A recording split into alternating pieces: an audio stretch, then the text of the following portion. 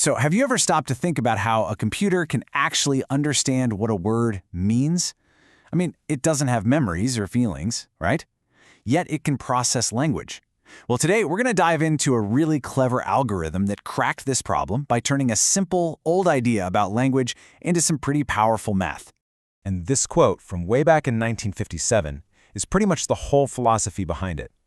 The idea is so simple but so powerful.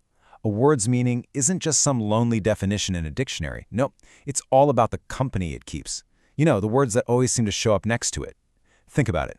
Queen hangs out with king, palace, and crown. Banana is usually found near yellow, fruit, and peel. And that simple observation, that's the secret key. So that old linguistic idea, that's the whole engine behind a really powerful AI model that came out of Stanford.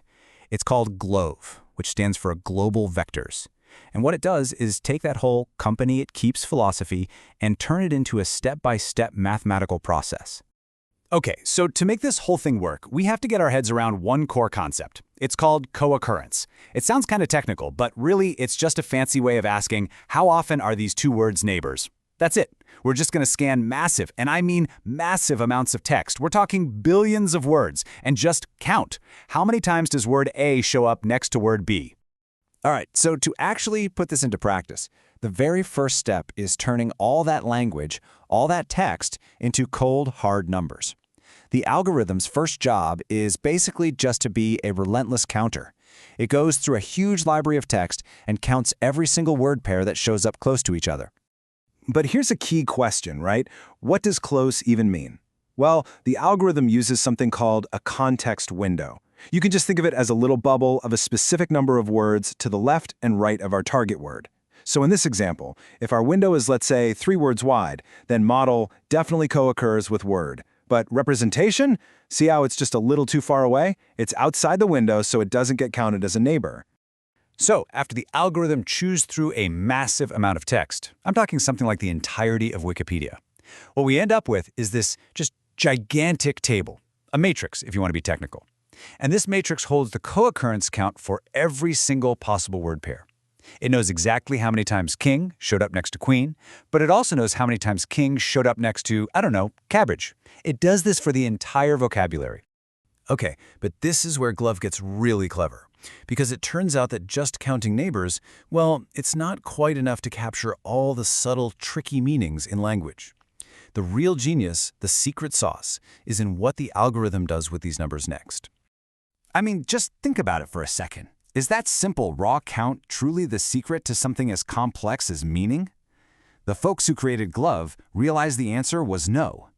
They figured out that the most powerful signal wasn't in the counts themselves, but in the relationships between them.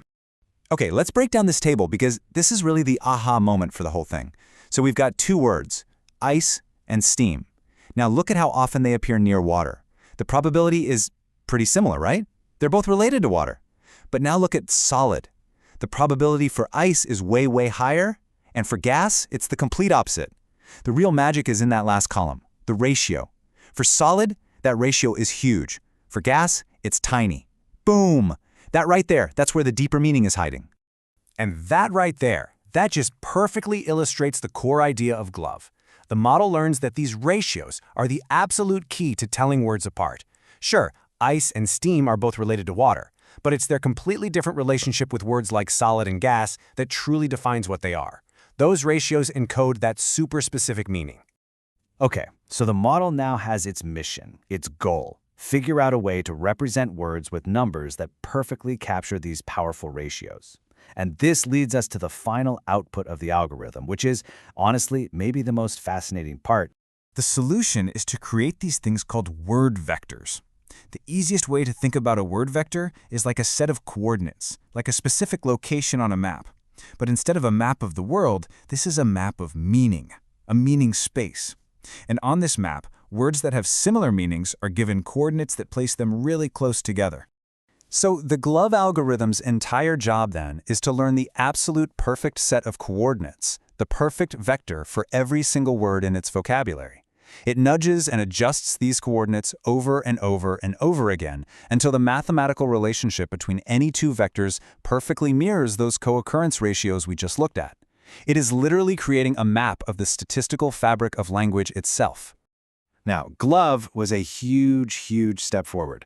But, like with any technology, it's really important to see where it fits in the bigger picture of AI and what its legacy really is today. So if you look at this timeline, you can see GloVe showed up in 2014. This was right on the heels of a similar model called word-to-vec, which really kicked off this whole modern era of word embeddings. That's the technical term for these word vectors. And for a few years, those two were basically the kings of the hill. But then, around 2018, everything changed with a new architecture called the transformer.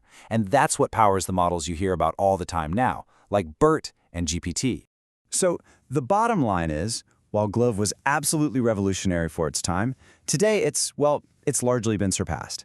The newer models are just way more powerful, mainly because they can understand context in a way that GloVe's static, one-size-fits-all model just can't.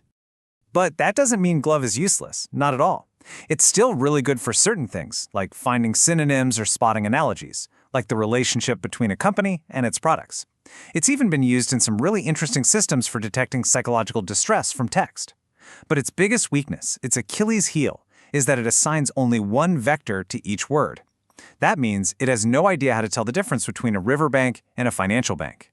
And that's a huge limitation that the newer models have really solved. So what's the big takeaway from all of this? I think GloVe is this beautiful demonstration that meaning, at least a functional version of it, can be pulled directly from the statistical patterns in language. It doesn't need to experience the world, it just needs to see how we talk about it. And that leaves us with a really fascinating kind of mind-bending question.